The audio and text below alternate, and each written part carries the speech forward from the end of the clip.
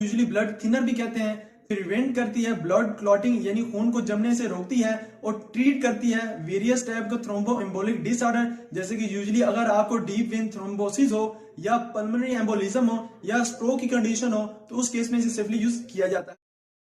अस्सलाम वालेकुम friends, welcome to my YouTube channel Zia medicals. और आज हम जिस मेडिसिन का रिव्यू करने जा रहे हैं उसका नाम है कोएग्यूरिन।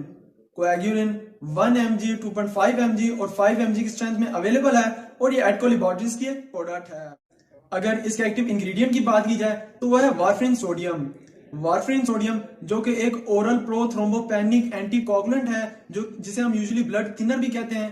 प्रिवेंट करती है ब्लड क्लॉटिंग यानी खून को जमने से रोकती है, और ट्रीट करती है वेरियस टाइप का थ्रोम्बो एम्बोलिक डिसऑर्डर, जैसे कि यूजुअली अगर आपको डीप वेन थ्रोम्बोसिस हो या पल्मोनरी एम्बोलिज्म हो या स्ट्रोक की कंडीशन हो तो उस केस में इसे सेफली यूज किया जाता है। अब वारफरिन सोडियम के मोड ऑफ एक्शन को डिस्कस करते हैं, लेकिन उससे पहले जरा हम ब्लीडिंग और उसके बाद जो खून जमता है यानी क्लॉटिंग, ब्लड क्लॉटिंग होती है, उसकी फिजियोलॉजी को अंडरस्टैंड करते हैं। तो यूजुअली हमारी बॉडी में जब आपको कोई कट वगैरह लगता है और ब्लीडिंग स्टार्ट होती है तो उस वक्त हमारी बॉडी इनिशिएट करती है क्लॉटिंग कैस्केड को, जिसके यूजुअली दो पाथवे होते हैं, एक इंट्रिंसिक पाथवे और दूसरा extrinsic pathway.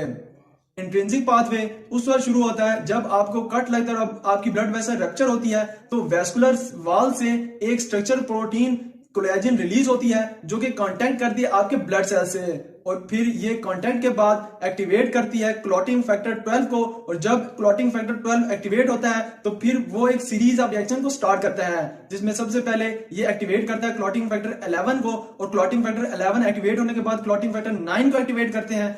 Then clotting factor 10 activate होता है, और जब क्लॉटिंग फैक्टर 10 एक्टिवेट होता है तो फिर ये कन्वर्ट करता है प्रोथ्रोम्बिन को उसकी एक्टिव फॉर्म थ्रोम्बिन में, और ये थ्रोम्बिन फिर कन्वर्ट करता है फाइब्रिनोजिन को फाइब्रिन में। और जब फाइब्रिन में कन्वर्जन हो जाती है तो ये एक मैश लाइक एक प्लग बना जाता है, जिसकी वजह से आपकी जो ब्लीडिंग है वो कंट्रोल होती है। और हम जानते हैं कि हमें ब्लीडिंग को स्टॉप करने के लिए भी फाइब्रिन और इसके साथ प्लेटलेट्स की जरूरत होती है, और प्लेटलेट्स हमारी ब्लड में नॉर्मली फ्लोट कर रहे होते हैं। और इसके साथ ही दूसरा पाथवे एक्सट्रिंसिक पाथवे होता है, जो कि ट्रिगर होता है टिश्यू फैक्टर से, जो कि रिलीज होते हैं डैमेज सेल वॉल से।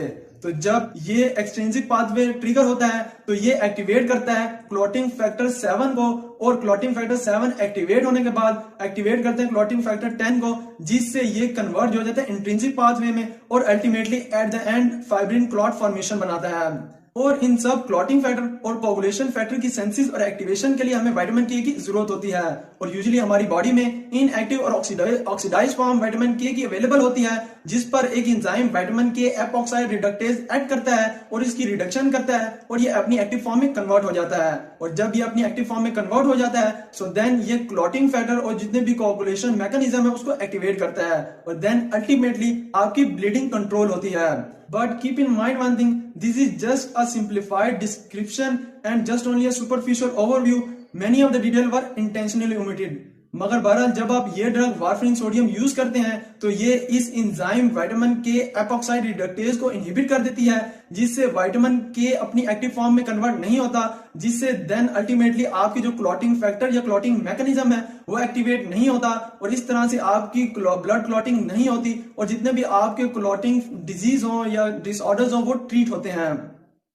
अब इसके यूजेज और क्लिनिकल एप्लीकेशन को डिस्कस करते हैं। तो अगर आपको डीप वेन थ्रोम्बोसिस हो, जो कि यूजुअली आपके जो लोअर लेग्स, पेल्विस या डीप वेन्स होते हैं उनमें ब्लड क्लॉटिंग हो जाती है और ब्लड फ्लो इजीली नहीं होता, तो उस कंडीशन में आप इसे सेफली यूज कर सकते हैं। या अगर आपको पल्मोनरी एम्बोलिज्म हो, जिसमें due to of any reason आपकी जो लंग्स आर्टरी है वहां पे ब्लड क्लॉटिंग हो जाती है, जो कि एक सीवियर और सीरियस मेडिकल कंडीशन है, जिससे समटाइम आपके लंग्स कोलैप्स कर जाते हैं और आपको शॉर्टनेस ऑफ ब्रेथ और इवन आपकी सडन डेथ भी हो सकती है। तो उस कंडीशन में आप इसे सेफली यूज कर सकते हैं। इसके साथ ही अगर आपको हार्ट डिसऑर्डर हो, इस्कीमिक हार्ट हो, मायोकार्डियल इंफार्क्शन हो या एट्रियल फिब्रिलेशन हो, जिसमें आपकी इररेगुलर कार्डियक अरिथमिया होती है, तो उस कंडीशन में आप इसे सेफली यूज कर सकते हैं।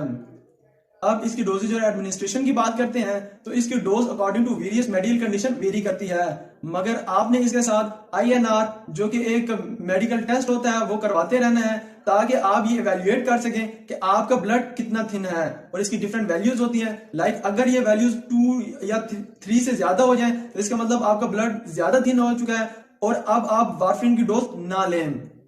اب اس کے سائیڈ ایفیکٹس کی بات کرتے ہیں تو اس کے موسٹ کامنلی سائیڈ ایفیکٹس میں بلیڈنگ کا ہونا، کیونکہ بلڈ کلوٹ نہیں ہو رہے ہوتے تو اس کی وجہ سے بلیڈنگ زیادہ ہوتی ہے. اس کے ساتھ ہی ہیڈ ایک ہونا، لیتھرجی کا ہونا اور ایبڈومنل پین کا ہونا کامن ہے. تو اگر آپ کو میری ویڈیو اچھی لگی ہو تو میری اس ایفرٹ کو اپریشیٹ ضرور کیجیے گا. اپنا اور میرے اس یوٹیوب چینل کا ضرور خیال رکھیے گا.